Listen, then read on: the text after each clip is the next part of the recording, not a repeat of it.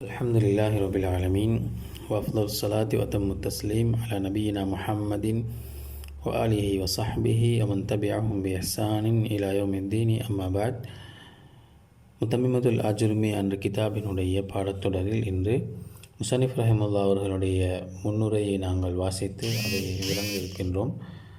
முசனிஃப் ரஹிமுல்லா அவர்கள் கூறுகின்றார்கள், பிஸ்மில்லாஹிர் ரஹ்மானிர் ரஹீம். இங்கு நாம் 3 விடயங்களை அவதானிப்போம். முதலாவது, முசனிஃப் ரஹிமுல்லா அவர்கள் தங்களுடைய கிதாபை ஏனைய நூலாசிரியர்களைப் போன்றே பிஸ்மில்லா என்ற அந்த வார்த்தையை கொண்டு ஆரம்பித்திருக்கின்றார்கள். அதற்கு 2 காரணங்கள் இருக்கின்றன. ஒன்று, இக்திதான் பி கிதாபில்லாஹில் அசீஸ், குர்ஆனினுடைய ஒரு சூறாக்களும் ஆரம்பத்திலே பிஸ்மில்லா என்ற வார்த்தையை கொண்டே ஆரம்பிக்கப்படுகின்றன. அதே போன்று நபி ஸல்லல்லாஹு அலைஹி வஸல்லம் அவர்களும் தங்களினுடைய ரிசாலத்தை தூதுத்துவத்தை மன்னர்களுக்கு அரசர்களுக்கு எழுதி அனுப்புகின்ற நேரத்திலேயும் பிஸ்மில்லா என்ற வார்த்தையை கொண்டு ஆரம்பித்தே அவர்கள் எழுதி அனுப்புவார்கள் என்ற அடிப்படையிலே தங்களுடைய கிதாபை பிஸ்மில்லாஹிர் ரஹ்மானிர் ரஹீம் என்று ஆரம்பித்திருக்கின்றார்கள். இரண்டாவது, பிஸ்மில்லாஹி என்பதனுடைய கருத்து. பிஸ்மில்லாஹி என்றால் அல்லாஹ்வினுடைய பெயரை கொண்டு அல்லது அல்லாஹ்வின் பெயரால் என்பது மாத்திரமே இதனுடைய கருத்து. இதனுடைய கருத்து முடியக்கூடிய இடம் எவ்வாறு இருக்கும் என்பதிலே நஹ்வீங்களுக்கு மத்தியிலே 2 விதமான கருத்துக்கள் இருக்கின்றன. முதலாவது, பஸ்ரா நகரை சேர்ந்த அறிஞர்கள், அதாவது பஸ்ரியோன்கள் என்று சொல்வார்கள். இதனுடைய அடிப்படை இஸ்முன் ஹாஸாக இருக்கும் அல்லது இஸ்முன் ஆமாக இருக்கும். இஸ்முன் ஹாஸுன் என்றால் நாம் பிஸ்மில்லா என்ற வார்த்தையை கொண்டு எதை ஆரம்பிக்க நாடுகின்றோமோ அந்த கருத்து அந்த இடத்திலே சொல்லப்படும். இந்த இடத்திலே முசனிஃப் ரஹ்மத்துல்லாஹி அவர்கள் அல்லாஹ்வின் பெயரால் நான் இதனை எழுதுகின்றேன் அல்லது கோர்வை செய்கின்றேன் என்ற அர்த்தத்தில் இருப்பதனால் ஹாஸான இஸ்ம் என்ற அடிப்படையிலே தலீஃபி பிஸ்மில்லாஹி என்று இருக்கும். அல்லது இஸ்முன் ஆம், ஒரு பொதுவான ஒரு இஸ்மாக ஒரு அடிப்படை இருக்கும். அதாவது இப்திதாஇ, அல்லாஹ்வினுடைய பெயரால் ஆரம்பிக்கின்றேன். இரண்டாவது, கூஃபா நகரைச் சேர்ந்த நஹ்வியோன்கள், அவர்களுக்கு கூஃபியோன்கள் என்று சொல்லப்படும். இவர்கள் கூறுகின்றார்கள், இதனுடைய அடிப்படை ஒரு ஃபியாலுன் ஹாஸுன், ஹாஸான ஃபியால் அல்லது ஃபியாலுன் ஆமுன், ஒரு ஆமான ஃபியாலாக இருக்கும். ஹாஸான ஃபியால் என்றால் எதற்காக நாங்கள் இந்த பிஸ்மில்லாவை சொல்கின்றோமோ அந்த ஃபியால் அங்கே குறிப்பிடப்படும். எனவே உஅல்லிஃபு பிஸ்மில்லாஹி, அல்லாஹ்வின் பெயரால் நான் இதனை கோர்வை செய்கின்றேன். அல்லது அப்ததிஉ பிஸ்மில்லாஹி, அல்லாஹ்வினுடைய பெயரால் ஆரம்பிக்கின்றேன் என்று ஒரு ஆமான ஃபியாலாக கூறப்படும். இவ்வாறு பிஸ்மில்லாஹினுடைய அந்த கருத்து, அதாவது அந்த ஜார் மஜ்ரூரினுடைய கருத்து போய் சேரக்கூடிய அந்த இடத்தினுடைய விடயத்தில் நஹ்வீங்களுக்கு மத்தியிலே 2 விதமான கருத்துக்கள் இருப்பதை நாங்கள் அவதானிக்கின்றோம்.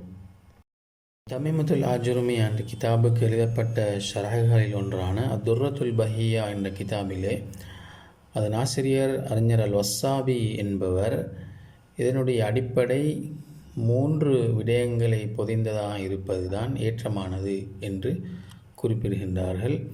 முதலாவது, கூஃபியங்கள் சொல்வதை போன்று அது ஃபியாலாக இருப்பது தான் ஏற்றம்.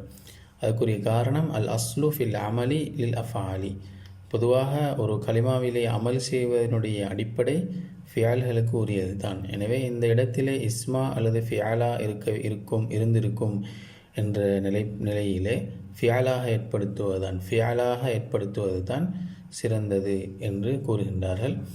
அதே போன்று அந்த ஃபியாலும் ஹாஸான ஃபியாலாக, எந்த விடயத்தை குறிப்பதற்காக இந்த வசனத்தை நாங்கள் பிரயோகிக்கின்றோமோ அந்த சொல்லையே குறிப்பிடுவது தான் ஏற்றம் என்று கூறிவிட்டு அதற்கு ஆதாரமாக கூறுகின்றார்கள் அல் குர்ஆன் வசனங்கள். அதே போன்று பொதுவாக ஹதீஸ்கள் அல்லது துஆக்கள் சொல்லப்படுகின்ற பொழுது அல்லாஹ்வின் பெயரால் என்று வருகின்ற பொழுது அந்த ஃபியாலை ஹாஸானதாக குறிப்பிடப்பட்டு இருப்பதை நாங்கள் பார்க்கின்றோம். உதாரணமாக, இக்ரா பிஸ்மி ரப்பிக, உடைய இறைவனின் பெயரால் ஓதுவீராக என்று அந்த பிஸ்மி என்ற சொல்லினுடைய முத்தஅல்லக், அதனுடைய கருத்து போய் முடியக்கூடிய இடம் ஃபியாலாகவும் இருக்கின்றது, ஒரு ஹாஸான ஃபியாலாகவும் இருக்கின்றது.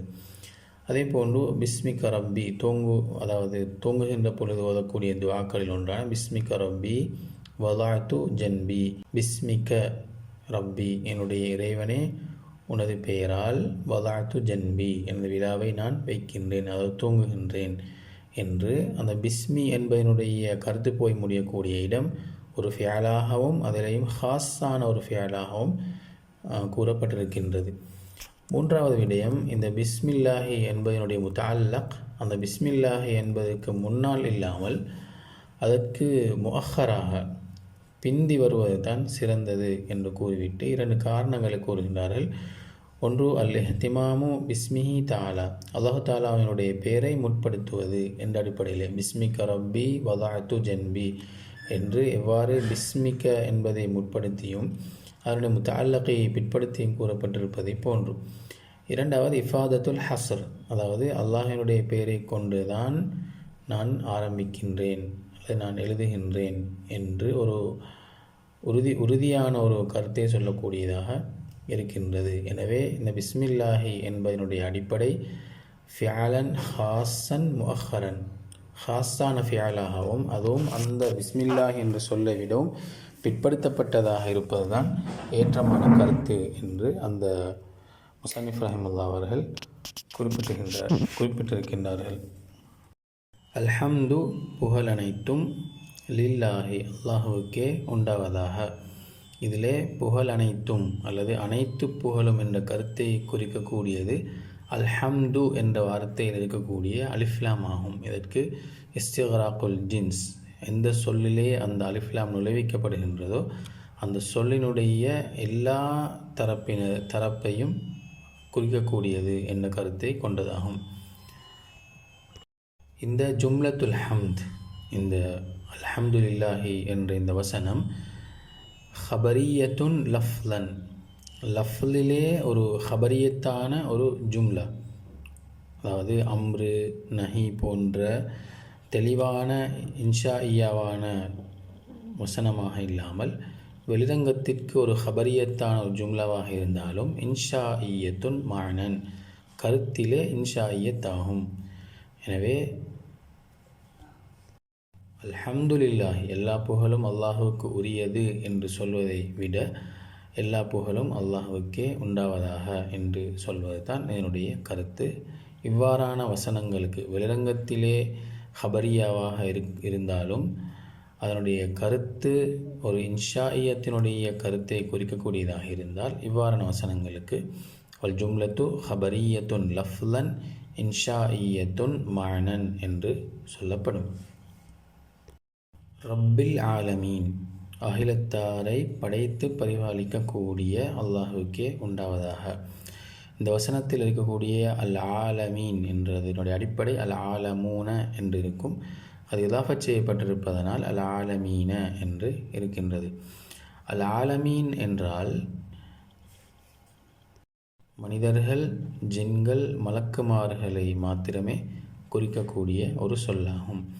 இந்த சொல் அதனுடைய ஒருமையான சொல் ஆலமுன் என்பதாகும். ஆலமுன் என்றதனுடைய பன்மைதான் ஆலமூன என்பது. ஆலமூன என்பது மனிதர்களையும் ஜின்களையும் மலக்குகளையும் குறிக்கக்கூடியவாகும்.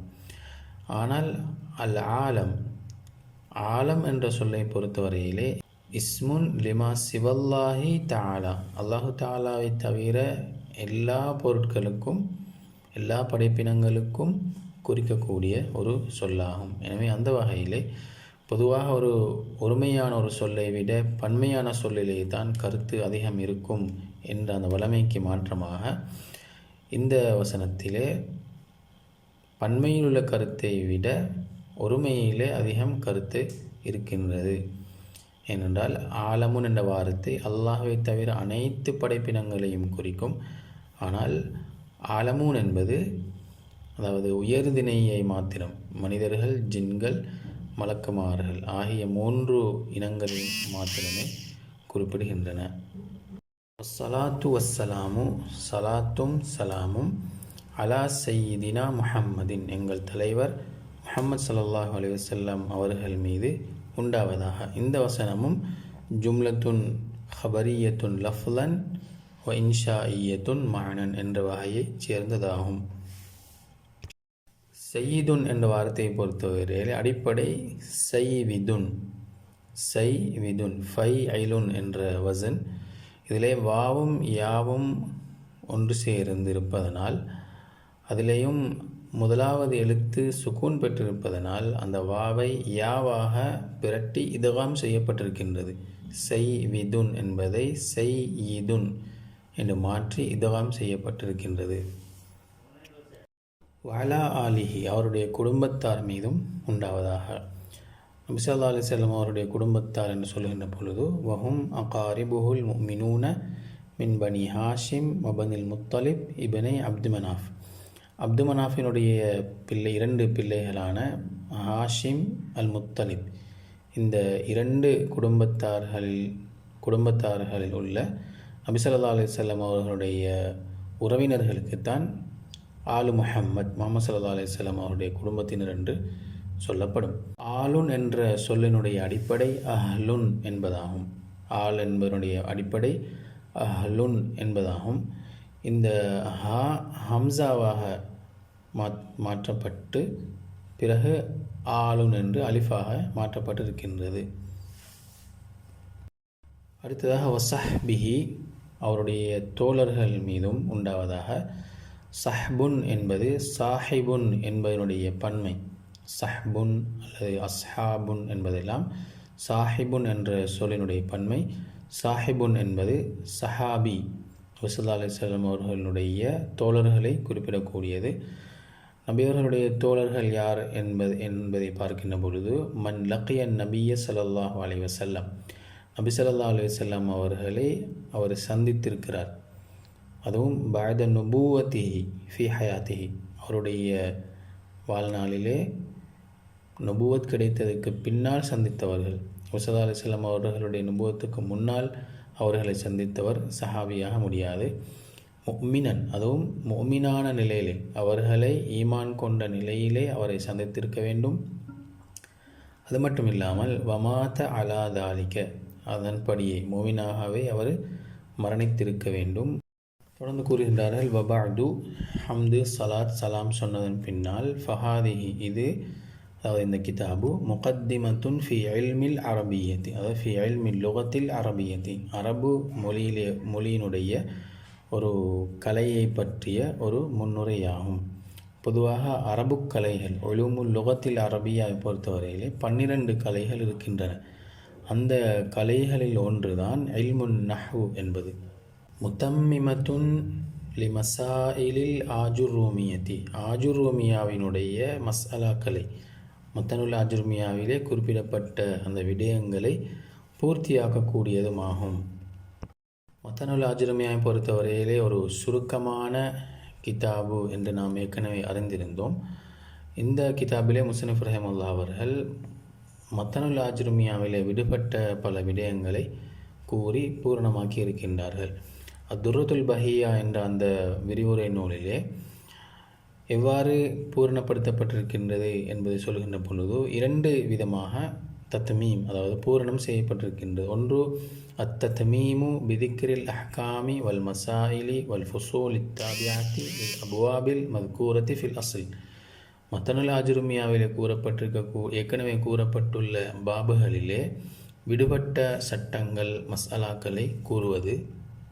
இரண்டாவது அத்தத்மீமு பிதிக்ரி அபுவாபின் லம் துத்கர் ஃபில் அஸ்லி, மத்தனுல் ஆஜுர்மியாவிலே அறவே சொல்லப்படாத சில பாடங்களை கூறுவதை கொண்டும் இந்த கிதாபை அவர் பூரணம் செய்திருக்கின்றார். அந்த வகையிலே மத்தனுல் ஆஜுர்மியா எழுதின அந்த அறிஞர் அந்த கிதாபினுடைய ஆரம்பத்திலே பிஸ்மில்லாஹி என்பதையோ அல்லது அல்ஹம்து அதே போன்று அஸ்ஸலாத்து அஸ்ஸலாமு இந்த வார்த்தை பெரியவங்களெல்லாம் அவர் சொல்லவில்லை. எனவே முத்தமிமத்துல் ஆஜுர்மியாவிலே முதல் தத்மீமாக, முதலாவது பூரணப்படுத்துதலாக இந்த இடம்தான் இருக்கின்றது. அல் கவாகிபுத்துர்ரியாவிலே முஸன்னிஃப் ரஹிமஹுல்லாஹ் அவர்கள் கூறுகின்ற பொழுது வஹாதா அவ்வலுமா தம்மம பிஹில் முஸன்னிஃபுல் ஆஜுர்மியா, அஜுருமியாவை முசனிஃப் ரஹிமுல்லா அவர்கள் பூரணப்படுத்தினுடைய முதலாவது இடம் இதுதான். ஃபைன்னஹு லம் யذ்குர் ஃபீஹல் ஹம்த வஸ்ஸலாத வஸ்ஸலாம.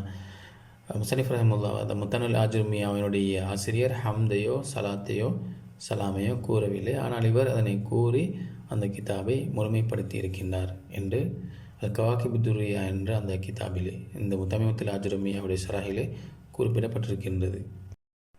தொடர்ந்து கூறுகின்றார்கள், தக்கூனு இந்த முத்தம்மிமா இருக்கும், வாசிதத்தன் பைனஹா அதற்கு மத்தியிலும், அதற்கென்றால் மத்தனுல் ஆஜிருமியாவுக்கு மத்தியிலும், வபைன கைரிஹா மினல் முத்தவலாத்தி அதல்லாத வேறு பெரிய நஹவு கிதாபுகளுக்கு மத்தியிலே ஒரு நடுத்தரமானதாக, அதாவது இந்த முத்தமிமாவை வாசித்தால் சரியான முறையில் விளங்கினால் அதுக்கு அடுத்த கட்டமாக இந்த கலையில் எழுதப்பட்ட பெரிய பெரிய கிதாபுகளை, மிக ஆழமான மசாலாக்கள் கூறப்பட்டிருக்கக்கூடிய விடயங்களையும் கூட சாதாரணமாக அறிந்து கொள்வதற்கு உதவும் என்று முசனிஃப் ரஹிமுல்லா அவர்கள் தன்னுடைய கிதாபை பற்றி குறிப்பிட்டுவிட்டு, நஃபா அல்லாஹு பிஹா அல்லாஹ் இதை கொண்டு பிரயோஜனம் அளிப்பானாக, கமா நஃபா பி அஸ்லிஹா அதனுடைய அடிப்படையை கொண்டு பிரயோஜனம் அளித்ததை போன்று, அதாவது மத்தனுல் ஆஜுருமியாவை கொண்டு அல்லாஹ் எவ்வாறு இந்த அரபு இலக்கணத்துறையிலே பிரயோஜனம் அளித்தானோ அதே போன்று இந்த கிதாபையும் பிரயோஜனம் உள்ளதாக ஆக்க வேண்டும் என்று பிரார்த்திக்கின்றார்கள். ஃபில் ஹயாத்தி வபாதல் மமாத்தி இம்மையிலும் மறுமையிலும். இன்னஹு நிச்சயமாக அவன் அல்லாஹு தாலா கரீபுன் சமீபமாக இருக்கின்றான், முஜீபு தாவாத்தி துஆக்களை ஏற்றுக்கொள்ளக்கூடியவனாகவும் இருக்கின்றான். இதுதான் முசனிஃப் ரஹிமஹுல்லா அவர்கள் சொல்லக்கூடிய இந்த கிதாபினுடைய முன்னுரை. அல்லாஹு தஆலா இந்த கலையை படிப்பதன் மூலம் குர்ஆன் சுன்னாவை சரியான முறையில் விளங்கி அதன்படி அமல் செய்து நாளை மறுமை நாளையிலே நபி ஸல்லல்லாஹு அலைஹி வஸல்லம் அவர்களுடன் சொர்க்கத்திற்குரிய பாக்கியத்தை எனக்கும் என்னுடைய குடும்பத்தினருக்கும் உங்களுக்கும் உங்களுடைய குடும்பத்தினருக்கும் அல்லாஹு தஆலா வழங்கி அருள வேண்டும் என்று பிரார்த்தித்தவனாக இந்த முன்னுரையை முடிக்கின்றேன். அஸ்ஸலாமு அலைக்கும் வரஹ்மத்துல்லாஹி வபரகாத்துஹு.